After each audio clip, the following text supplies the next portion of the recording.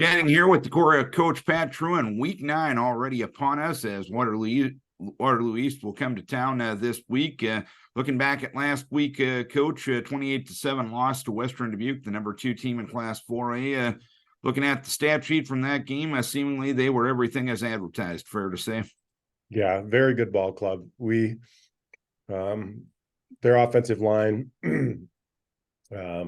strength, size of their defense, running back especially, really top notch. We still did not play at the level that we wanted to play. We didn't feel like our physicality was where we wanted it to be, and you tip your cap to them though. They're a fine club.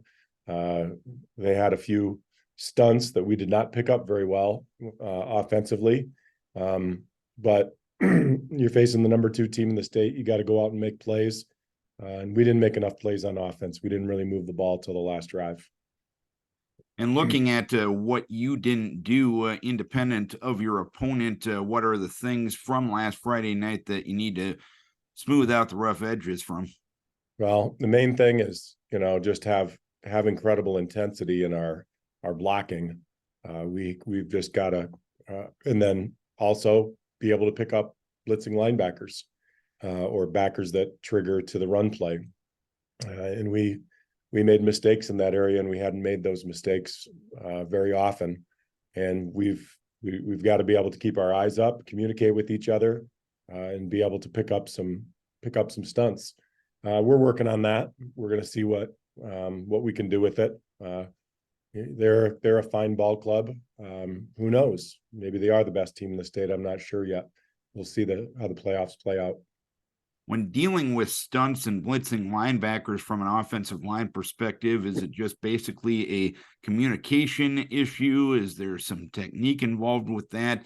What are the points of emphasis in getting better based on last Friday night? Well, when they align, they align possibly inside shoulder on a lineman, and then they'll slant out. That happened a couple of times, and if we don't, and then they'll blitz inside or fill inside. We've got to have our eyes up. We've got to communicate. We're comboing to this guy. Combination block. We start with the double team, and then we work together to work up to the linebacker. Eyes have to be up, and you got to know who you're combo blocking. But if you really think, oh, I'm just solo on this block, this will be a simple block, and then you don't communicate that, well, then you can get caught. That happened a few times. And then, their size, I mean, they were 300 pounds and 250. And if you don't have great technique being low, keeping your feet apart, sprinting off the ball, you're going to have a tough time with it. We also, when we did have a hole, we didn't hit it very well. We will improve in that area, and we'll stress those areas. We'll take it to the next game. And this week you got Waterloo East coming to town. Of course, probably the outside noise will ask, what do you need to do to get to the postseason? Is that even a point of discussion with your team this week, or is it just going out and doing what you need to do this Friday night?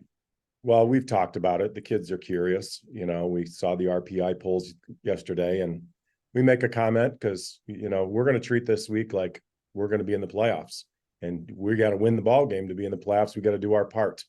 And if we do our part, there's an excellent chance of us being in. So I don't want you to sit back and research and worry about it too much. We've looked at things, we've done the math, and we win. And if the other teams that win and lose that we expect will be in, and then there's also if there's one of 3 upsets, then the margins won't be quite so thin. So that's where we are right now. We're proud of what we did so far. Most years, 6-3 gets you into the playoffs, and I think there's still a very good chance that that'll happen. So we got to work on getting better. We want to focus on appreciating our seniors, appreciating their families. Senior night, Friday night, we hope to have a good crowd for our seniors, introduce their parents, and we appreciate what all these seniors have done. It's been a lot of hard work, for many years planning on it, work in the summer, work during the year in the weight room, competing in other sports.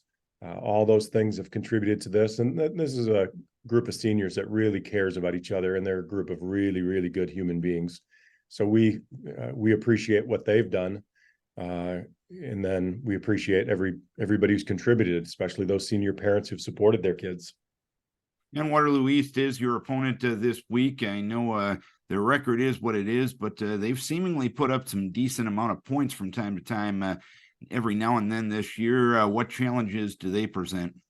Their main thing is their explosiveness on offense. They run some outside zone plays, and their running back is really quick, and he could burst for a big play, a big touchdown. They, in the passing game, they run a couple deep balls and bubble wheels. We have to keep people in front of us in the passing game, and then we've got to rally to the tackle. The more often that you can, keep them in long situations, and the more often you can get off the field right away, then you've got that best chance. Their defense has given up a lot of points this year. We have to score a lot of points. You can't just say, oh, we're going to win this one 7-0 or 14-7. They're too explosive to not score on them and still win the ball game. All right, Coach, hopefully you can end the season in style, and hopefully you and I can have a chat again next week. Keep your guys healthy. We wish you best of luck. Thank you. Pat Trewin, head coach of the Decorah Vikings.